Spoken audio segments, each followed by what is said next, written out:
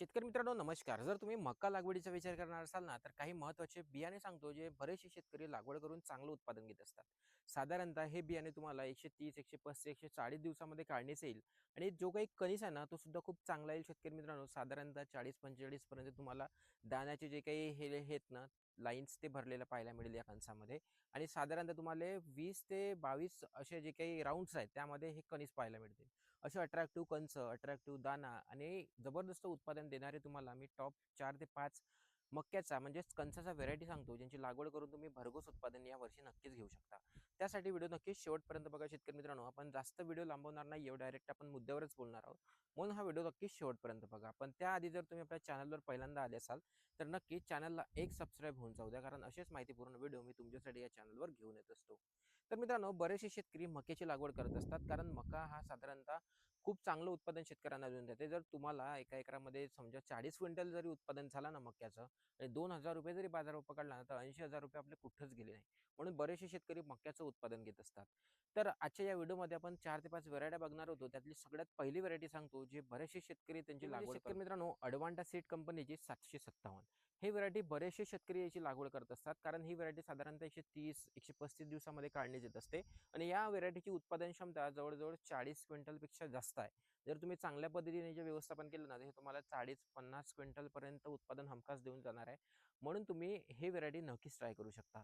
यामध्ये दुसरी व्हेरायटी सुद्धा अडवांटा सीडची आहे शेतकरी मित्रांनो. त्यामध्ये तुम्ही अडवांटा सीडची 741 ही व्हेरायटीची लागवड करू शकता. ही सुद्धा खूप चांगली व्हेरायटी आहे. याच्यासुद्धा दाना खूप जास्त टप्पोरा आणि शायनिंग बाज आहे. कणीस पूर्णपणे भरला जातो आणि उत्पादन क्षमता या व्हेरायटीची सुद्धा खूप चांगली आहे. म्हणून तुम्ही ही व्हेरायटीची सुद्धा लागवड नक्कीच तिकडे करू शकता. यानंतर मित्रांनो, तिसरी व्हेरायटी आहे पायनर सीडची 3302 P3302. ही व्हेरायटी खूप जास्त प्रचलित आहे. बरेचसे शेतकरी एम-पी असो, तर तिकडं छिंदवाडा असो किंवा बऱ्याचशा एरियामध्ये या व्हेरायटीला पसंत करत असतात. कारण या व्हेरायटी सुद्धा उत्पादन क्षमता खूप चांगली आहे. थोडंसं व्यवस्थापन तुम्हाला तिकडे नक्कीच करावं लागणार आहे. यानंतर एक चौथ्या नंबरची व्हेरायटी आहे शेतकरी मित्रांनो, ते म्हणजे हायटेक कंपनीची. हायटेकची 5106 हे सुद्धा खूप चांगली व्हेरायटी आहे. बरेचसे शेतकरी या व्हेरायटीची सुद्धा लागवड करत असतात आणि भरघोस उत्पादन तिकडे घेत असतात. मका पिकामध्ये तुम्हाला एक गोष्ट लक्षात ठेवायची आहे, की मका पिकाला खत व्यवस्थापन आपल्याला थोडंसं जास्त करायचं. कारण मका हे खादाड पीक मानलं जाते. याच्यामुळे याला खत व्यवस्थापन आपल्याला चांगल्या पद्धतीनं करावं. जेणेकरून आपलं उत्पादन मका चांगल्या पद्धतीनं देईल. मित्रांनो, एक सिंजेंटा कंपनी येत असते. सिंजेंटाची 6240 ह्या नावाची एक व्हेरायटी आहे.